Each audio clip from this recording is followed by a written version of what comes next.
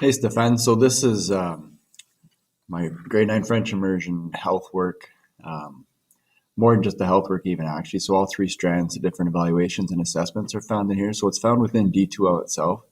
And so what happens is that the first page here, you make announcements and things. So for example, the first day they come in, they watch this video here, a little physical literacy, just getting that idea started with them. And then this announcement here was I had them do a paragraph because a lot of the submissions for the discussion items were in paragraph format. And they struggle to be able to actually write a paragraph, which they need to be able to do for the literacy test. So this was a way in which you can try to do a little bit of teaching towards what a paragraph is, so that your students can hopefully be more successful in the literacy test as well. In terms of seeing sort of what inside, so this is the content areas. This would be kind of like if it's a textbook, think of it that way. Within the textbook, there's a variety of different sections. What you'll notice here, so the first section is UFO, so it's use of utilisation français orale. So the students every couple of weeks, you'll notice the dates, they do a quiz basically on their use of French language. So again, you can go over the success criteria for that or what it looks like in order to get a level 1, 2, 3, or 4 in those areas. You can click on the quiz to see more of the questions that are there. Plus, you can edit and add things and take things out as well. So that's what this section's about. And again, every couple of weeks, the students self-assess on their use of the French language within class. Within Strand A, so the Vie Active, you've got your different areas in here. So for your participation active, so all of the course expectations relating to the A1s, we do a personal evaluation thing. So there's sort of 10 things here that have been drawn from those expectations. And again, the students would open up the quiz and they would complete the quiz stating how they feel they're doing, if it's an always, a usually, that type of stuff. Questions in there, things like, do you come prepared with your gym clothes, that type of thing? Are you on time? Are you willing to try or open to trying new things? So again, these are all sort of success criteria that have been pulled from the learning expectations from Strand A1. And every 2 weeks, this is like the UFO. So 1 week I'd have them do a UFO. The next week I'd have them do one of these quizzes. So they sort of alternate when they go to do their health work. So we're a repeat school or an MSIP type school. So our health work was done every 4 days because we would have one double block every 4 days. And then that second block, I would have the students work on their health work. From there, you'll notice there's condition physique. So this would be tied to your fitness testing. So this is Passport for Life. So using the Passport for Life to do this. Hadn't had a chance to translate this into French, so it's in English right now, but you could translate if you want. But the idea here is having them go in and do the different movement assessments for physical literacy with Passport for Life. And then there's a goal setting activity that they can do as well. There's also a bunch of different questionnaires and things that they fill out about their active time.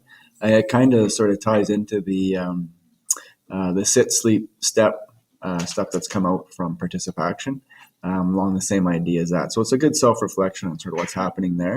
And then to meet the expectations for A3s, our fitness room. So again, this is in English. I haven't converted it yet, but there's a fitness room safety quiz. So before they go in the fitness room, they have to be able to get 100% on that, or pretty close. I'm able to go in. They've tried it 2 or 3 times and they're struggling. You can go in. You can actually see their responses to the quiz. You can just have a quick conversation with any students that haven't gotten to 100% yet. And then concussion protocol. So here there's an activity here. If you click on this, it opens up like a book. It would open up a bunch of content, but there's some links to a concussion sort of training webinar from the Halton School Board. And so the students complete that. At the end, it gives them a successful completion certificate. And they just take a screenshot of that and it goes into the assignment Dropbox. So that makes sure we cover those expectations. And as you can see here, the specific expectations are listed at the top here. And then for A33, of course, we have to do CPR. So this is stuff that's taken right from the ACT Foundation's information. So I took their quizzes and stuff.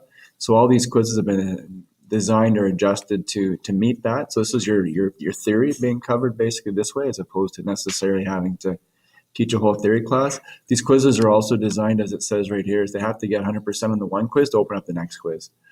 So again, it really forces them into the content to be able to then make sure they actually covered CPR and what it is. So which is always the struggle, right, is making sure that they have gone in and they've learned the theory component of it. We'll do activities in the gym later on with the CPR. Sometimes it's like a relay to get all the information and bring it back, organize the steps of CPR and then perform them. Sometimes it's in a circuit, just a circuit station where they just do 30 and 2 for the 30 seconds of the circuit station. So there's different ways you can bring that into the classroom later on. So that would be your strand A. Those are the three sort of main expectation areas. And that's sort of how we were looking at, or how we've been addressing those within our grade 9 French immersion phys ed. For strand B, so looking at movement competences. So again, trying to do some assessment stuff as well. So we actually broke it into movement and TGFU, so strategies and tactics. So what happens is that I've created a bunch of different movement ones. These you're going to have to probably adjust to whatever you're teaching, because these sort of follow whatever I taught in that semester. Then sometimes there's even extra ones kicking around, as you can see, because I don't always teach the same thing from year to year and whatever else. So the quizzes, you can move different questions and things like that, but you basically, it's creating different ways of doing it. So sometimes it's in a quiz format. This also will bring in the phases of movement, which is also another success criteria or learning expectations for the course as well. So those get addressed in here. And then we also started even doing some of these, for example, like into discussion topics. So instead of it just being hidden, the discussion topics are nice because then the students can see other students' work and they actually are reading and they'll learn from the other students. So again, it's a different way of doing things with these discussions and things like that. But you will hear from every student on every item or topic. And so you'll know if they get it or not, right? Whereas traditionally we don't necessarily know, or we might have a conversation in class, but 3 kids talk and the other ones don't. So you never really know what's going on. So this is how I sort of get an idea of their understanding of movement in terms of meeting those expectations. And then in terms of strategies and tactics, it's all TGFU type stuff. These are all the images that are basically tied to giving the success criteria for invasion territory for offensive and defensive. Trevor had created sort of the originals, and I kind of modified and adapted a little bit from there. But they're really good, the ones that he created. So the kids are looking at these, and then they're thinking about the different game topics we were doing. And again, sometimes it's in quiz format. And then I also then started to move towards some discussions as well. Again, finding the discussion piece allows them to hear and see what other students are saying as well. The nice thing about the quizzes is that it'll mark it right or wrong if it's a multiple choice or matching. Try not to put any written answers in the quizzes.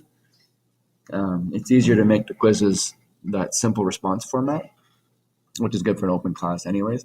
But that'll mark it right away, and then the kids can redo it right after if they didn't do so well. So it allows for that. So again, there's pros and cons, I guess, to using quizzes and discussions. But as you get comfortable with this and you'll see what you like, it'll work from there. Your healthy living, so the NC, everything here has been sorted into vertically within the health curriculum instead of horizontally. So it originally was horizontal. We had all of the stuff related to healthy eating all together. And so we've now changed it to try to get that connection being made to all those different topic areas. So here you're going to have your healthy eating, you're going to have your safety, and then you've got, looking at, using substances and things like that. And then just your sexual health and development, right? So again, it's going based on your attitudes and habits. And then in this case, it's healthy choices. So again, you can see how we've aligned the different expectations so that they match. Again, when you go into the curriculum document, it makes sense. So it's aligned vertically instead of horizontally, which is what they want us to do now. They want to be holistic as opposed to compartmentalized. So again, the next one here being rapprochement santé bien-être. And like you can see, we've got the different topic areas showing up here again. So what would happen is students would click on one of these. I should have had this descriptions down here. So it's giving them what the actual expectation is, because students are like, why are we doing this? And so why you're doing this is because this is actually one of the curriculum expectations for the course. So it makes it very clear what the expectations are. And then you go into, and then it has the content. So again, it's sort of like a book in a sense. These are all pages, and as they click and work their way through pages, it gives them information. After certain bits of information, then there'll be something to complete. In a lot of cases, it's a discussion topic. So they would click on the discussion topic right here, and then that would sort of set them up to go in and then put their response in. So that's sort of how it's set up. There's a whole bunch more I could do on other things as well. The summatives here also, so they have to reflect back. So each of these images is a different expectation in the curriculum, and so they're talking about ways they met it. So go through, take a look at it, and let me know if you have more questions after that.